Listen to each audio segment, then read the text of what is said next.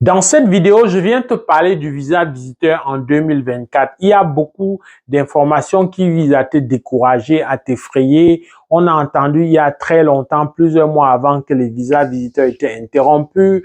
C'est avec le temps que tu as compris qu'il n'en était rien et que c'était juste un retard parce qu'il y avait des priorités ailleurs. Je t'en avais parlé, je t'avais prévenu. Depuis beaucoup de temps, les visas visiteurs qui étaient en stand-by commencent à sortir. Donc, de plus en plus, les visas visiteurs sont délivrés. C'est vrai qu'il y a un nombre record de visas visiteurs qui sont arrivés et on parle beaucoup de demandes d'asile, mais les demandes d'asile ne viennent pas seulement des visas visiteurs. Même les étudiants qui arrivent demandent quand même l'asile. C'est une pratique qui est très connue aux États-Unis, mais qui aussi prend de l'ampleur de plus en plus, que des étudiants qui viennent finalement déclarent donc la demande d'asile, demandent la protection dès leur entrée ou dès les premiers jours lorsqu'ils réalisent. Donc, je viens te parler donc du visa visiteur et de recentrer sur l'intérêt du visa visiteur. Peut-être que tu penses ou tu veux faire ou que tu as fait le visa visiteur parce que tu voulais imiter, parce que tu voulais voilà, faire comme les autres, mais je viens te repréciser l'importance du visa visiteur, l'enjeu et les éléments qui font qu'on va te refuser souvent un visa visiteur. Alors, la première chose qu'il faut savoir, lorsque tu fais un visa visiteur, il faut intégrer le fait qu'il y a deux déterminants principaux. Le premier déterminant, ça va être ce que j'appelle ton intention, pourquoi tu veux venir au Canada. Le deuxième, ça va être dans la capacité financière.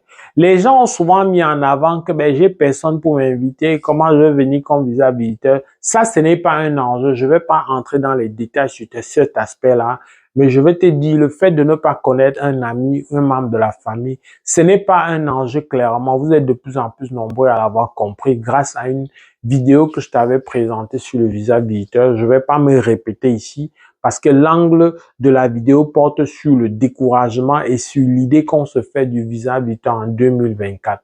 Donc, il ne faut pas oublier que d'un point de vue économique, les devises que le visa visiteur apporte au Canada fait que le Canada ne peut pas cracher dessus.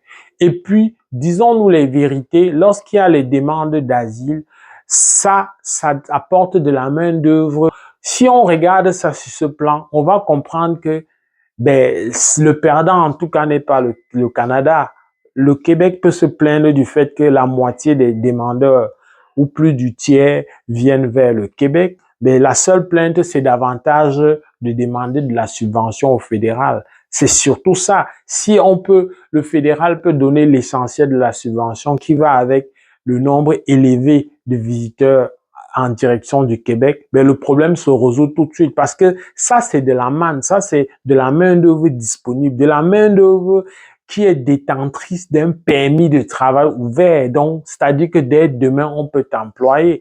Il faut pas perdre de vue ces deux aspects-là. D'abord, que ça fait entrer des devises en termes d'économie au Canada, également parce que c'est une main-d'œuvre qui est prête à utiliser, qui est prête à l'emploi. Ceux qui viennent en visa, qui sont demandeurs d'asile, ont des compétences, ont des capacités. C'est des gens qui n'ont pas la patience de continuer à rester dans le flou et dans, voilà, l'incertitude que les programmes d'immigration apportent. Ils font le choix de quitter et donc de venir choisir, voilà, de venir décider de prendre ce chemin-là. Donc, pour ces deux raisons, le visa visiteur a encore une longue vie devant lui, une longue vie, au moins pour ces deux raisons. Alors toi, à ton niveau, dès que tu as compris que c'est un enjeu économique, au moins sur ces deux aspects-là, tu comprends que ton rôle et ta présence au Canada va continuer à être réclamée.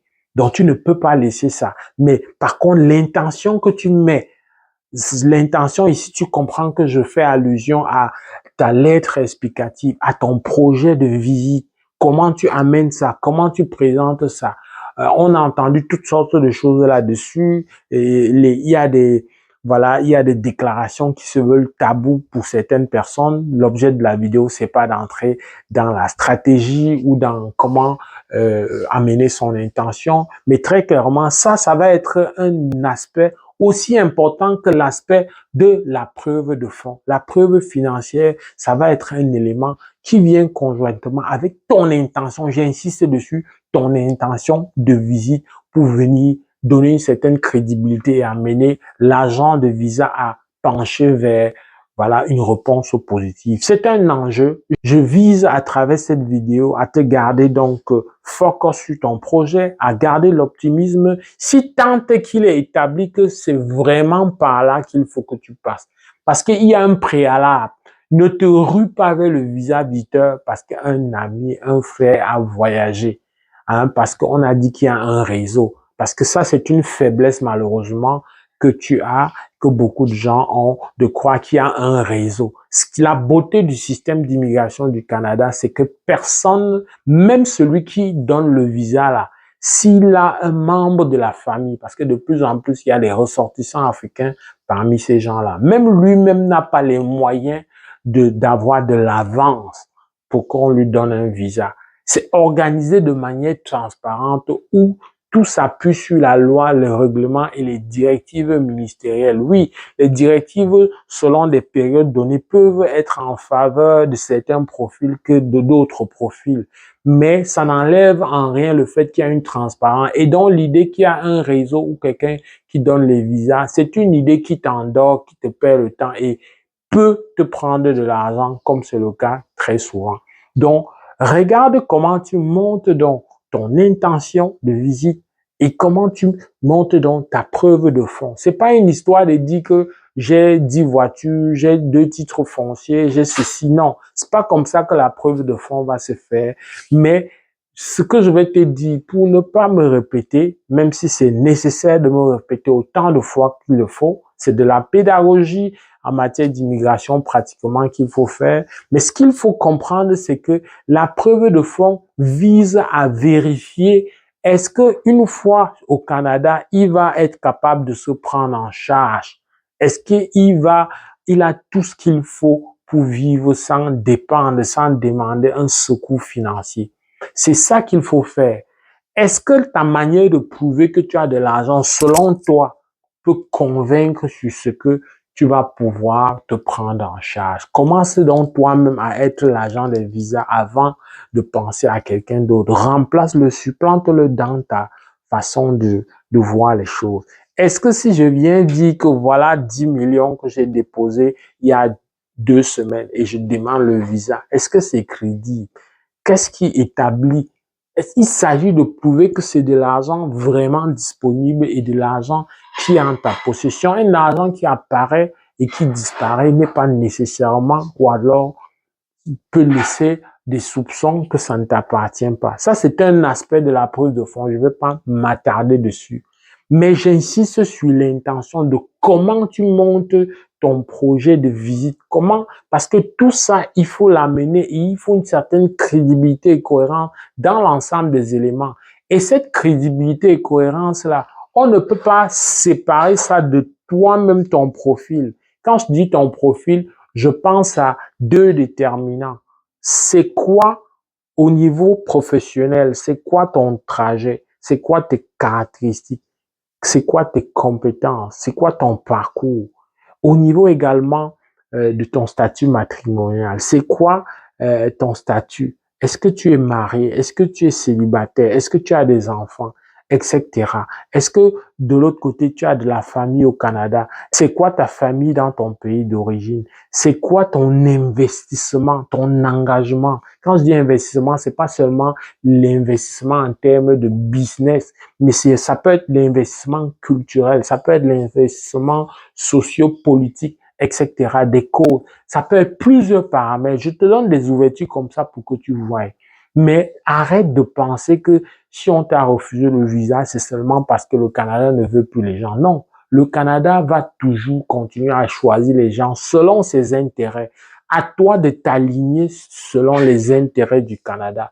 Ça se peut malheureusement que malgré que tu donnes le meilleur de toi-même, que ça ne suffise donc pas pour être aligné sur ses intérêts. Dans ce cas-là, il faut seulement travailler sur à l'améliorer jusqu'à ce que ça donne. Mais le préalable, je l'ai dit, c'est est-ce que le visa visiteur est vraiment bon pour toi? Est-ce qu'il n'y a pas meilleure chose qui t'attend? Est-ce que tu n'as pas fait le choix là parce que les gens autour de toi ont fait et ça a marché? Il est important de répondre à cette question avant de commencer à s'engager dans un visa qui peut te prendre beaucoup de temps et parfois beaucoup d'argent.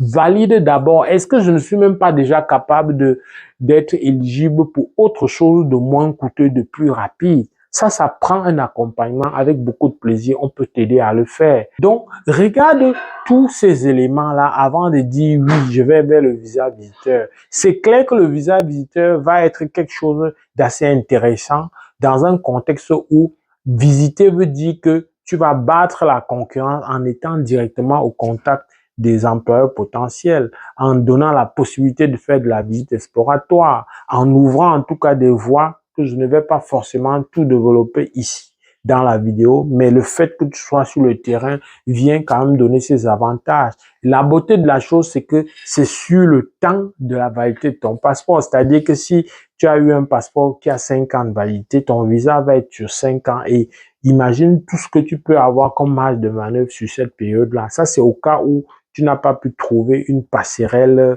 entre-temps dès la première occasion. Pense à tout ça. En tout cas, tu n'as pas le droit de te décourager. Même si tu dois te décourager, tu dois t'appuyer sur des faits. Ne t'appuie pas sur ce qu'on a dit ici et dit là-bas. C'est souvent contradictoire, ça te mélange et ça te maintient surtout sur place. Et en étant sur place, le temps passe, l'âge avance et puis on devient de plus en plus pessimiste. J'espère que ça t'a aidé. Si c'est le cas, like. Avec beaucoup de plaisir, on va se retrouver dans le cadre d'une prochaine vidéo. Porte-toi bien. Pull up!